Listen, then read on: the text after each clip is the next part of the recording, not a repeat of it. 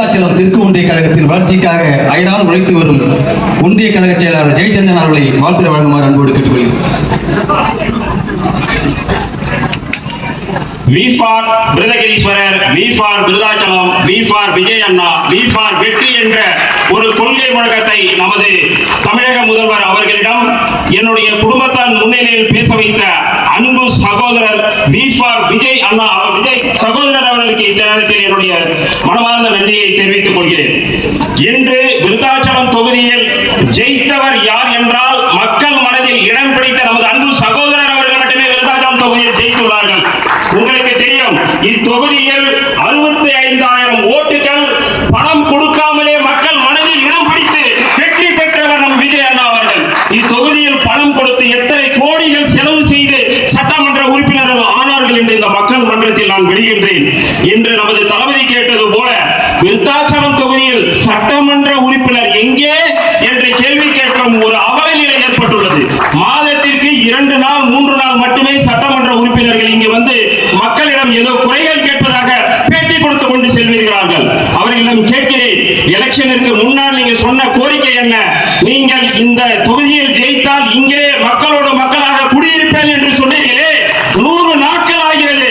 நீங்கள் இங்க உங்களுக்கு என்ன வீடு கிடைக்கவில்லையா? தயவு செய்து கூறிக்கொள்கிறேன், மக்களின் மனதில் இடம்பெற பெற்ற நமது விஜய் சகோதரர் அவர்கள் இன்னைக்கு விருதாச்சலம் தொகுதியில் அனைத்து வீடுகளுக்கும் துக்கம் சுகம் நல்லது கெட்டது எல்லா இடத்திலும் அவருடைய முகம் தான் தெரியுது. இவர்தான் இன்னைக்கு மக்கள் சட்டமன்ற உறுப்பினராக ஏத்துக்கிட்டாங்க. அதனால இன்னும் நிறைய பேச வேண்டியது இருக்கு. ஒரே ஒரு விஷயம், இந்த காருன்னு சில விஷயத்த 2 நாளா புரண்டிக்கிட்டு இருக்காங்க. தயவு செய்து நான் கேட்கிறேன், 2008 மாண்புமிகு முதல்வர் அப்போது இருந்த கலைஞர் கருணாநிதி அவர்கள் ஊராட்சி ஒன்றிய 388 ஊராட்சி ஒன்றிய தலைவர்களுக்கும் அங்க ஒன்றிய பெருந்தலைவர்களுக்கும் வந்து கார் வழங்கினாரு. இப்ப 2023 அவங்களுக்கு ஸ்கார்பியோ கார் வழங்கினாரு. அப்ப அங்க வீடியோ 2 பேர் இருக்காங்க. அந்த 2 பேர் கார்ல போக சொல்லக்கூடாதா? ஆனா சட்டமன்ற உறுப்பினர் அவரும் ஒரு அரசு அதிகாரி. அவர் தனிப்பட்ட கார்ல போறதுக்கு பல பேருக்கு கார் இருந்தாலும் தமிழக வெற்றி கழகத்தில் எளிமையானவர்கள் ஜமீன்தாரர்கள் கிடையாது. அவங்க காசுக்கு ஓட்டு கொடுத்து ஜெயிச்சவங்க கிடையாது. புரியுதுங்களா? அவங்களுக்கு கார் கொடுக்கறதுல உங்களுக்கு என்னையா பிரச்சனை? சரியா? லஞ்ச லாவணியத்தை ஒழிக்கிறதுக்காக தான் ஒரு கார் கொடுக்கிறாரு. ஒரு தொகுதி எம்எல்ஏவுக்கு வருடத்துக்கு 3 கோடி ரூபாய் தொகுதி மேம்பாட்டு நிதிக்கு கொடுக்குறாங்க.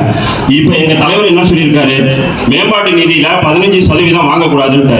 அதை வாங்கக்கூடாதுன்னா அவருக்கு நம்ம வந்து கார் கொடுக்கணும், உதவியாளர் கொடுக்கணும். இப்ப நம்ம தொகுதி சட்டமன்ற உறுப்பினரே கேட்கிறேன், மாசத்துக்கு 30,000 உதவியாளருக்கு நீ அந்த ஆபீஸ்க்கு பணம் கொடுக்கணும்ல, எங்க இருந்து கொடுப்ப சொல்லுங்க? எங்க இருந்து கொடுப்ப?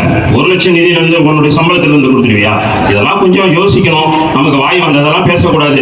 இன்னும் ஒரே ஒரு கேள்வி, இன்னைக்கு வெளிப்படை தன்மையாக இந்த தமிழ்நாடு முழுவதும் படத்தை பார்ப்பது போன்று சட்டசபையில் நடக்கக்கூடிய அனைத்து நிகழ்வுகளும் வெளிப்படை தன்மையுடன் தொலைக்காட்சியில் அனைத்து மக்களும் பார்க்கக்கூடிய அளவுக்கு வெளிப்படை தன்மையுடன் எதிர்க்கட்சிகள் கூட பேசக்கூடியவர்களுடைய கருத்துக்களையும் வெளியிட்டு இருக்கிறார்.